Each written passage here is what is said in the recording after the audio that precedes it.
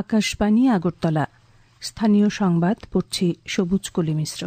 মুখ্যমন্ত্রী অধ্যাপক ড মানিক সাহা দুদিনের উত্তর জেলা সফরে কাঞ্চনপুর দামছড়া হয়ে গতকাল রাতে ধর্মনগর পৌঁছেছেন। আজ সকালে প্রথমে তিনি যাবেন ত্রিপুরা বিধানসভার প্রয়াত অধ্যক্ষ বিশ্ববন্ধু সেনের বাসভবনে। সেখানে মুখ্যমন্ত্রী প্রয়াত অধ্যক্ষের পরিবার পরিজনদের সঙ্গে কথা বলবেন। এরপর পদ্মপুরে বিজেপির উত্তর জেলা কমিটির সদর কার্যালয়ে কর্মী সমর্থকদের সঙ্গে সভা করবেন। সভা শেষে মুখ্যমন্ত্রী আগরতলা ফিরে আসবেন। প্রধানমন্ত্রী নরেন্দ্র মোদীর আজ শৌর্য যাত্রায় অংশগ্রহণ এবং সোমনাথ মহাদেবের পূজা করার কথা রয়েছে। এরপর তিনি সোমনাথে একটি অনুষ্ঠানে ভাষণ দেবেন। সবশেষে তিনি ভাইব্রেন্ট গুজরাট আঞ্চলিক সম্মেলনের উদ্বোধন করতে রাজকোটে যাবেন। এদিকে শ্রী মোদী গতকাল সোমনাথ গিয়ে পৌঁছেছেন। সোমনাথ স্বাভিমান পর্বে তিনি যোগদান করেন। প্রধানমন্ত্রী মন্দির প্রাঙ্গণে ওঙ্কার জপে অংশ নেন। প্রার্থনার পর প্রভাস পাটনের আকাশে একটি মনোমুগ্ধকর ড্রোন শো প্রত্যক্ষ করেন। প্রধানমন্ত্রী নরেন্দ্র মোদী আগামীকাল নতুন দিল্লিতে স্বামী বিবেকানন্দের জন্মবার্ষিকী উদযাপন উপলক্ষে আয়োজিত বিকশিত ভারত ইয়াং লিডার্স ডায়ালগ 2026-এর সমাপ্তি অধিবেশনে অংশ নেবেন। কর্মসূচি চলাকালে প্রধানমন্ত্রী আন্তর্জাতিক প্রতিনিধি সহ সারা দেশের 3000 তরুণের সঙ্গে মতবিনিময় করবেন। এদিকে সামাজিক মাধ্যমে গতকাল এক বার্তায় প্রধানমন্ত্রী বলেছেন, দেশের যুব সমাজ শক্তিশালী ও সমৃদ্ধ দেশ গড়ার অন্যতম চালিকা শক্তি।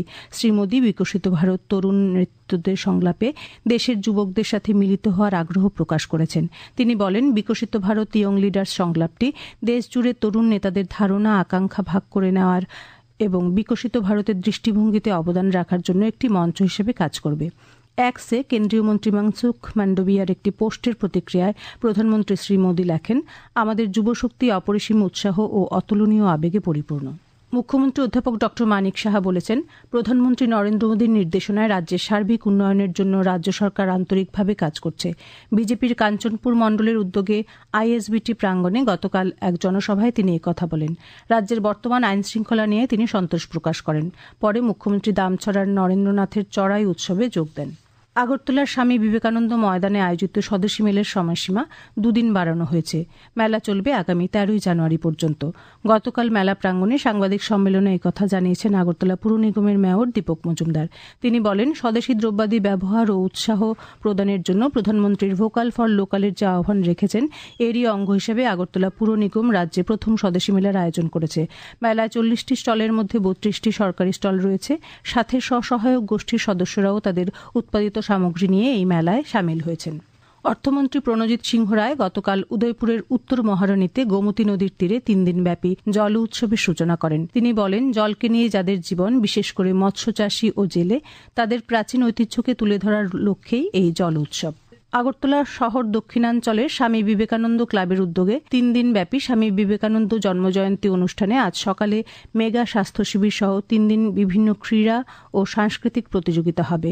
গতকাল এই অনুষ্ঠানের সূচনা হয়। পতাকা উত্তোলনের পর বিকালে ক্যারাটে প্রতিযোগিতা হয়। আগামীকাল পর্যন্ত এই জন্মজয়ন্তী অনুষ্ঠান চলবে। সাবরুমের আমতলী কমিউনিটি হলে গতকাল বিকাশ ভারতী ওয়েলফেয়ার সোসাইটির উদ্যোগে সাবরুম নগর পঞ্চায়েত ও সাবরুম মহকুমা হাসপাতালে কর্মরত সাফাই কর্মীদের শীতবস্ত্র বিতরণ ও ক্রীড়া উৎসব অনুষ্ঠিত হয়। অনুষ্ঠানে সাবরুম নগর পঞ্চায়েতের চেয়ারপারসন রমা পোদ্দার দে, ভাইস চেয়ারম্যান দীপক দাস, মহকুমা পুলিশ আধিকারিক নিত্যানন্দ সরকার প্রমুখ উপস্থিত ছিলেন।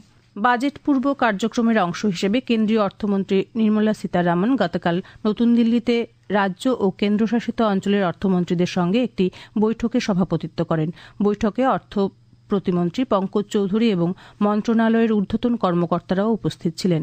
সংসদের বাজেট অধিবেশন এই মাসের 28 তারিখে শুরু হওয়ার কথা রয়েছে। বঙ্গোপসাগরে নিম্নচাপ ও ঘূর্ণাবর্তের প্রভাবে রাজ্যে দিনের তাপমাত্রা বেড়ে গেছে।